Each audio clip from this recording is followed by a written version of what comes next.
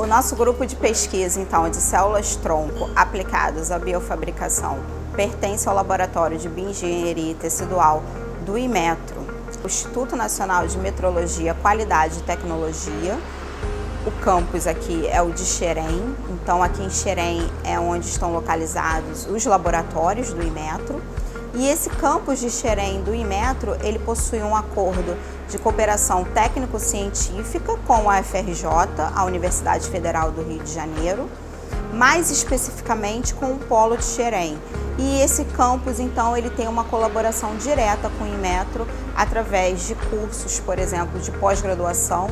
Então, a gente tem uma pós-graduação acadêmica em biotecnologia. A gente desenvolve as nossas pesquisas aqui nos laboratórios do Inmetro.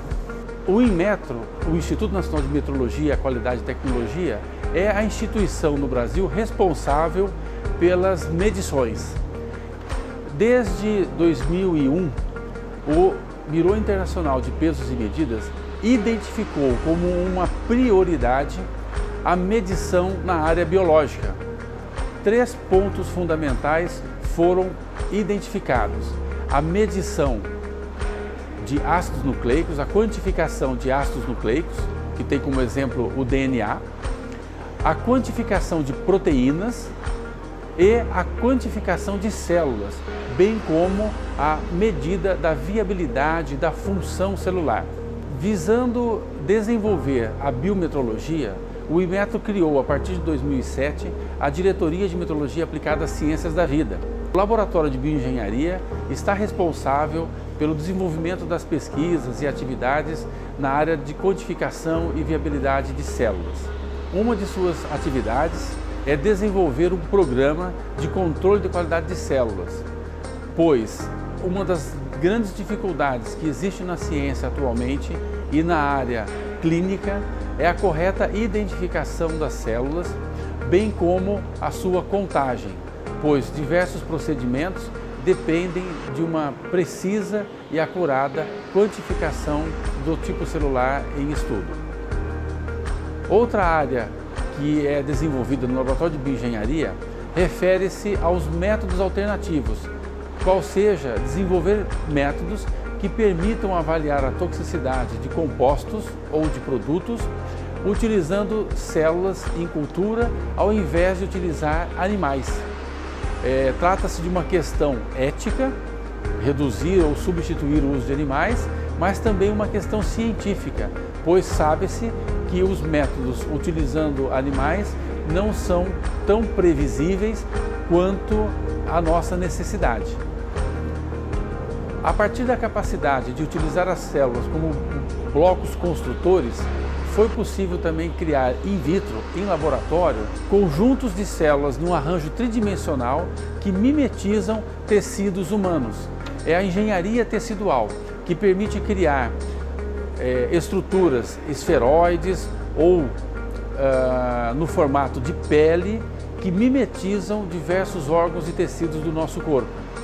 Essas estruturas tridimensionais podem ser utilizadas tanto para avaliação toxicológica, como é o caso da pele engenheirada, a pele produzida em laboratório, como também para a terapia celular, utilizando estes agregados de células como ferramentas para tratar doenças.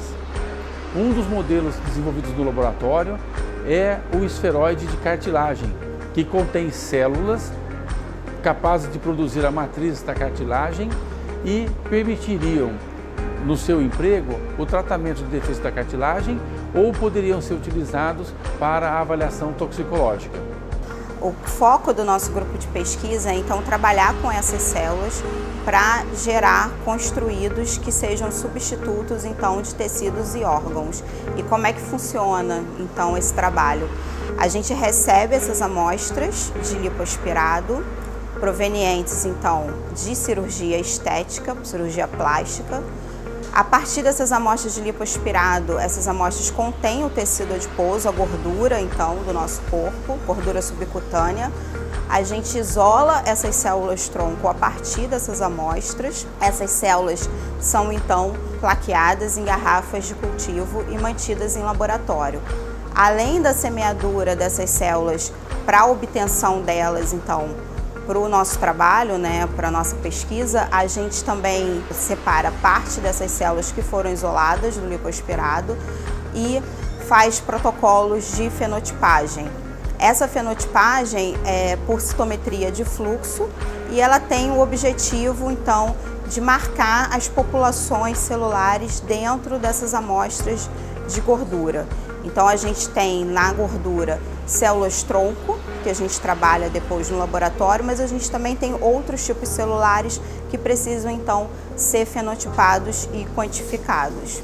E como funciona essa engenharia de tecidos? Tem diversas maneiras de engenheirar tecidos no laboratório.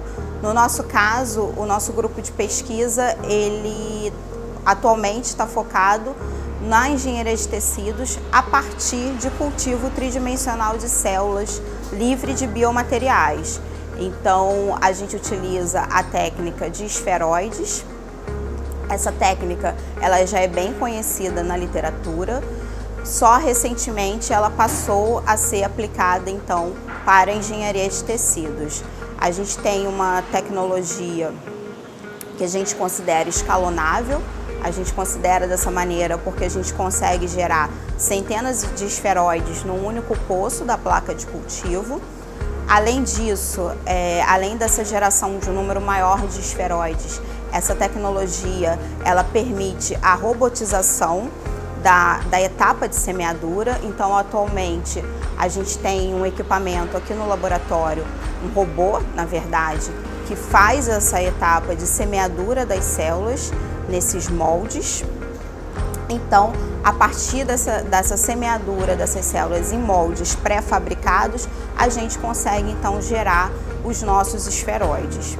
Esses esferoides, então, uma vez gerados, eles são mantidos na garrafinha, na placa de cultivo, com meio de cultura apropriado.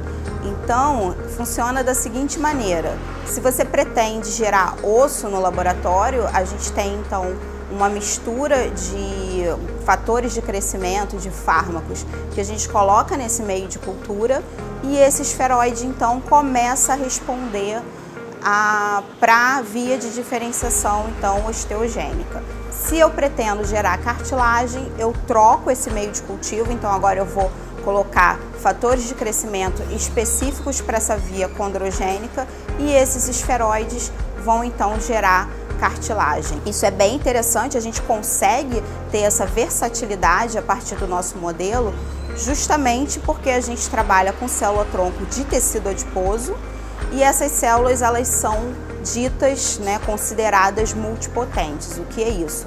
Elas conseguem então ter essa plasticidade para diversas linhagens.